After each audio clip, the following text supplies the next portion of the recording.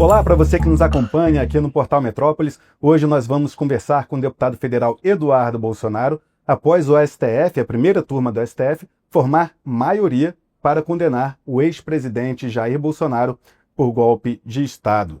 O ministro Alexandre de Moraes, relator da ação penal, votou por acolher na íntegra as acusações da Procuradoria-Geral da República, assim como Flávio Dino, Carmen Lúcia hoje e o voto divergente foi o de Luiz Fux ontem.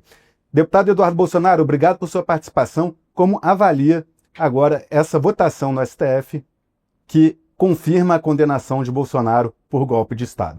Acho que o principal, que foi as questões levantadas pelo ministro Fux, rebatendo e desconstruindo por completo, a falsa narrativa criada pela PGR, isso se manteve intacto. A ministra Carmen Lúcia, ela repete a mesma ladainha retórica de Alexandre de Moraes e de Flávio Dino, falando que Bolsonaro comandava qualquer tipo de organização criminosa e, na verdade, não apresenta nada. O ministro Fux foi muito feliz no seu voto, inclusive técnico, tem que ser dito, porque ele falou, olha, tudo que o Moraes estava dizendo, falando que era organização criminosa e atos executórios de um golpe, não passaram de reuniões do presidente com seu ministro, inclusive com Bolsonaro descartando o possível uso de um estado de defesa ou estado de sítio, que são mecanismos previstos na Constituição. O ministro Fux abriu o seu voto falando da incompetência do STF, porque Lula e Temer, quando foram investigados e processados, o foram na primeira instância. Por que Bolsonaro está no STF? Porque está sendo dado a ele tratamento de presidente, mesmo ele sendo atualmente ex-presidente. Então, ainda que seja para cometer essa ilegalidade e dar tratamento de presidente a Bolsonaro, ao menos uma decência, uma moral mínima, manda ele ser julgado pelo plenário, pelos 11 ministros, tal qual seria um presidente. Mas nem isso foi. Então ele está sendo julgado na primeira turma por um ex-advogado de Lula, o outro ex-ministro da Justiça de Lula, uma pessoa que é abertamente oponente de Bolsonaro, que é o ministro Alexandre de Moraes, o qual o presidente Bolsonaro chegou a assinar um processo de impeachment, o cara que disse que tem que pegar o Eduardo Bolsonaro, segundo matérias do Glenn Greenwald, e até hoje continua julgando tudo relativo à nossa família. Então o ministro Fux deixou o rei nu, mostrou que tudo isso que está acontecendo está ferindo o devido processo legal, a ampla defesa. O STF mesmo já anulou processos em que os advogados tiveram pouco tempo para analisar 4 terabytes de arquivos. Os advogados de Bolsonaro tiveram esse mesmo período de tempo, sem dilação de prazo, que foi pedido pelo Dr. Vilardi, para analisar não 4 terabytes, mas 70 terabytes. Esse material todo, para ser visto, fotos, vídeos, ler textos, seriam necessários algumas décadas para fazê-lo. Então é claro que restou violada a ampla defesa, não existe devido processo legal, e o Fux expôs tudo isso. É por isso que eu creio, finalizando, Capelli, que no momento oportuno, por este ser um processo totalmente político, quando o vento político mudar, esse processo será anulado. Tal qual foi o de Lula, essa avaliação que o senhor faz. Sim, mas deixando bem claro, que o processo de Lula foi analisado por juízes técnicos, cerca de 17 juízes, e nenhum deles chegou perto de dar um voto igual ao de Fux, que passou mais de 12 horas desconstruindo aspectos jurídicos e também de mérito. O Fux chegou a ter que descer, lendo o relatório da PGR, ao fato de que, calma lá, então não houve um golpe porque um dos golpistas não pegou um táxi. Se ele tivesse encontrado um táxi, então teria ocorrido um golpe. Ou então que a derradeira reunião para traçar o plano de golpe teria se dado num salão de festas, num pilotis da Asa Norte, aberto ao público. Então é lógico que não existe o golpe e é lógico que o processo de Bolsonaro não se confunde com o de Lula. Porque o de Lula está lá o triplex lá no Guarujá, está lá o sítio em Atibaia, e isso daí não foi desconstruído. Quando foi anulado o processo de Lula, foi porque o ministro Fachin disse que ele foi processado no CEP errado. Não deveria tê-lo sido em Curitiba, mas sim em São Paulo ou em Brasília. Isso daí foi uma formalidade que encontraram para essa manobra jurídica. O que é diferente de dizer que o Lula deveria ser absolvido. Fux disse: Bolsonaro tem que ser absolvido por falta de provas, por incompetência do foro, pela violação do devido processo legal, da ampla defesa e vários outros dispositivos legais. Qual a expectativa do senhor para o voto de Cristiano Zanin? Ele é advogado do Lula. Não dá para você levar a sério um julgamento desse. É sério, mas ninguém se diz impedido. E ele, advogado de Lula, pessoa tão próxima que foi indicado ao STF. Eu te digo, né, se o Alexandre de Moraes fosse ser julgado apenas por André Mendonça ou por Cássio Nunes, será que ele diria que isso daí é um processo justo? Eu acho que não. Então a gente está diante de um jogo de cartas marcadas. Eu acho que o Zanin vai pagar o pedágio da sua indicação, mesmo tendo a convicção de que Bolsonaro não é, né, não é culpado por nada, que não se tentou dar um golpe de Estado no Brasil. Ele deve votar pela condenação, acho, né? Vamos ver o que acontece. Eu conversei com alguns bolsonaristas que me disseram, como o Zanin foi advogado do Lula no período da Lava Jato, ele sabe o que é estar numa situação de suposta, né, desvantagem em relação ao juiz e tudo mais, a gente espera que ele dê um voto, que tenha alguma divergência ali do relator, mas nem isso o senhor espera, então. Isso daí, Paulo Capelli, é para uma pessoa normal, uma pessoa que mede os outros pela sua régua, uma pessoa que entende que deve existir uma imparcialidade, uma coerência, né? Uma pessoa que sabe que o que é injusto ser aplicado a fulano, igualmente injusto será se aplicado a ciclano.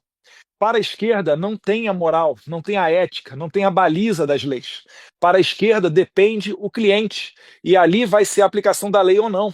É por isso que o politicamente correto, por exemplo, não é sobre o que se fala, mas sobre quem fala.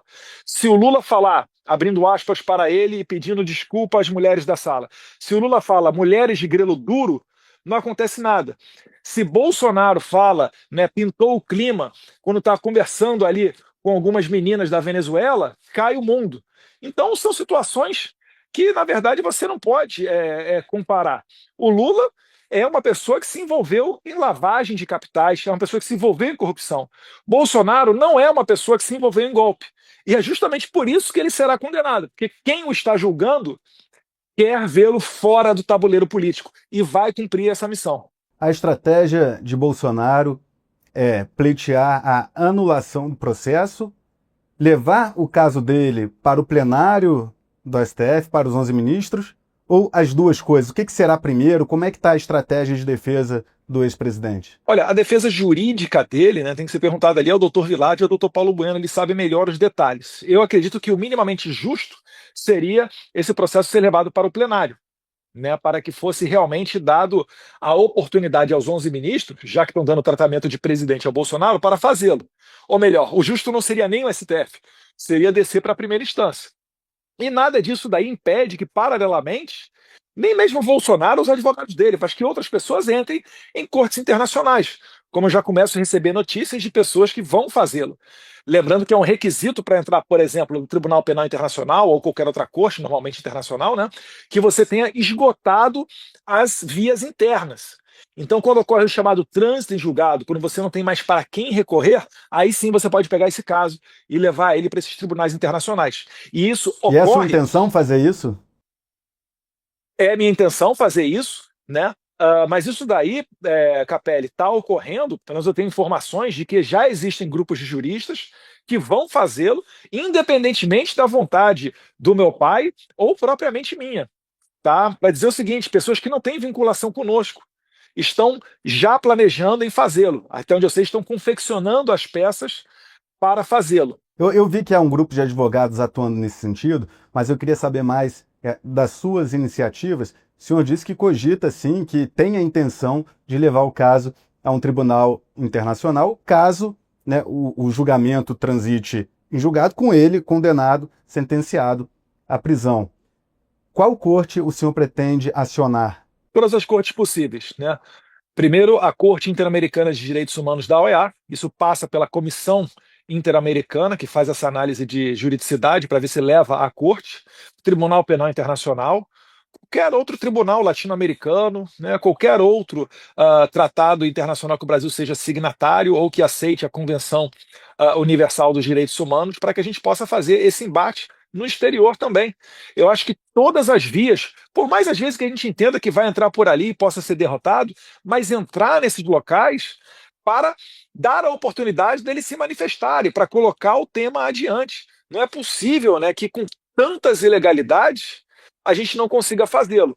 Então, isso custa dinheiro, tá? Isso custa advogado, isso custa passagem aérea, hotel, alimentação, pesquisa, mas eu estou dedicado a fazer isso. O que eu posso garantir da minha parte, enquanto agente político que eu sou, é atender a audiências públicas internacionais, como está previsto, já tem convite para a audiência pública no Parlamento Europeu.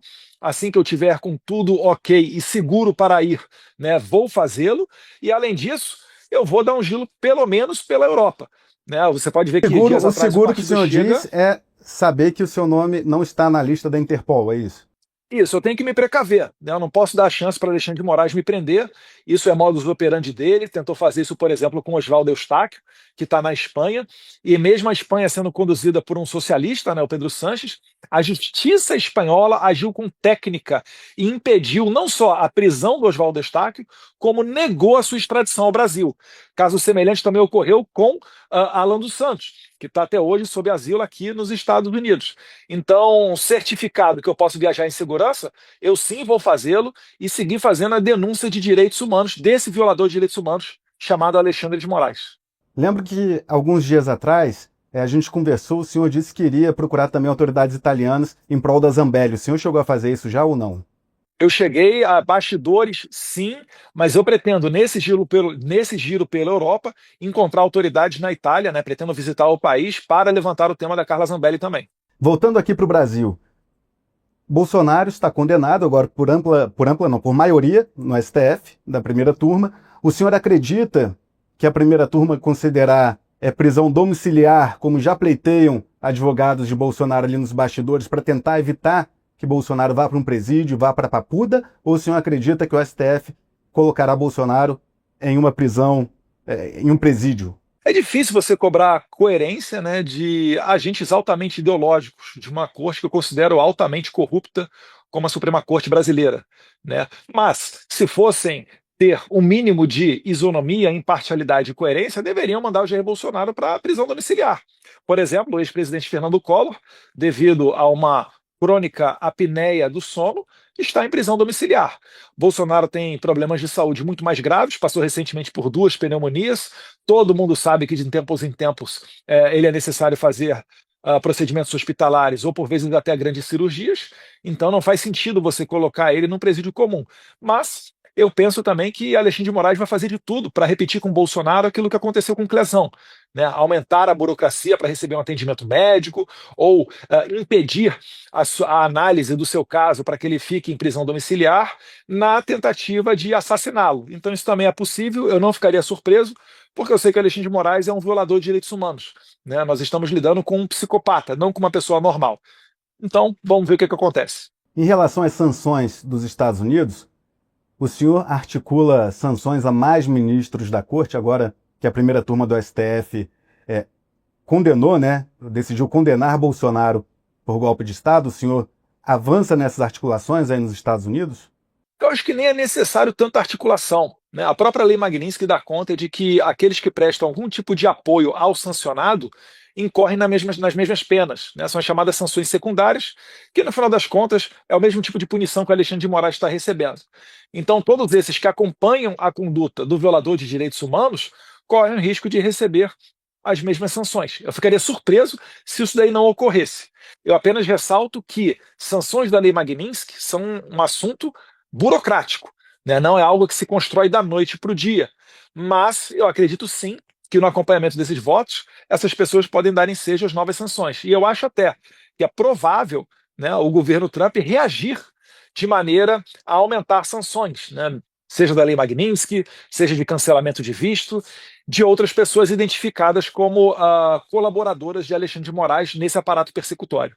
Eu conversei com um integrante do governo Trump antes de ter início o julgamento do Bolsonaro, dias atrás, e esse integrante do governo Trump me disse que já há sanções bem encaminhadas, segundo ele, para a esposa de Alexandre de Moraes, a advogada Viviane Barros de Moraes, tendo em vista que Moraes já foi sancionado com a Lei Magnitsky e que, como o senhor sustentou, a esposa seria o braço financeiro ali. Só que ele não falou, essa autoridade do governo dos Estados Unidos, não falou de nenhum outro ministro do STF. Por isso que eu lhe pergunto se o senhor tem informações concretas sobre sanções a Carmen Lúcia, Flávio Dino e Flávio Dino, que acompanharam Alexandre de Moraes? É porque, prezado Capelli, você primeiro tem que esperar o fato se consumar, né? Você não pode fazer um exercício de futurologia, até porque isso daí seria injusto. Mas uma vez ocorrendo a condenação, formalizados os votos, você percebe ali que claramente você pode interpretar isso daí como um apoio ao violador de direitos humanos, vide que o Moraes é o relator dessa matéria. Inclusive um absurdo, né? O cara que falou que queria pegar o Eduardo Bolsonaro continua fazendo tudo relativo aos processos da família Bolsonaro. Mas enfim, então, uma vez consumados esses votos, abre-se a oportunidade, né, abre-se a possibilidade para que também agora sejam trabalhadas sanções contra essas pessoas. Contra Davi Alcolumbre, são discutidas sanções também aí? O que se conversa aqui no Congresso Nacional é que Hugo Mota estaria mais propenso a pautar um projeto de anistia, só que Davi Alcolumbre, no Senado Federal, disse que um projeto que contemple o ex-presidente Jair Bolsonaro não passa, que um projeto desse tipo sequer será votado no Senado Federal. Anistias são sobre fatos, né? Essa pessoalidade que o presidente Davi Alcolumbre coloca, isso daí então já deixa de ser anistia, passa a ser privilégio para um certo grupo de pessoas. Não há sentido, né? Fica difícil até de você conseguir redigir um texto falando que vai anistiar um, um determinado período de tempo, mas que retirará do gozo dessa anistia essa ou aquela pessoa. Isso é impossível de ser feito, né? Isso daí é bizarro, não deve ser feito. Eu até falei com alguns colegas deputados hoje para que sequer discutam algo nesse sentido. Assim como no passado rechacei ideias para que fosse privilegiado apenas Jair Bolsonaro, da mesma maneira, o contrário, né, também deve ocorrer. Ou seja, ou estamos todos no mesmo barco, ou não estamos em barco nenhum. Eu apenas ressalto que, até atingirmos o objetivo, vai ser, vai ser claro e notório que os nossos inimigos vão querer vir com tentações ou com acordos para tentar nos dividir. Nós temos que nos manter resilientes e fortes. Assim como há 3 meses atrás ninguém imaginava que fosse ser sequer debatida uma anistia, e agora nós estamos a ponto de talvez votar um texto, eu peço aos meus colegas para seguirem firmes e fortes, resilientes, que nós chegaremos à decisão correta, justa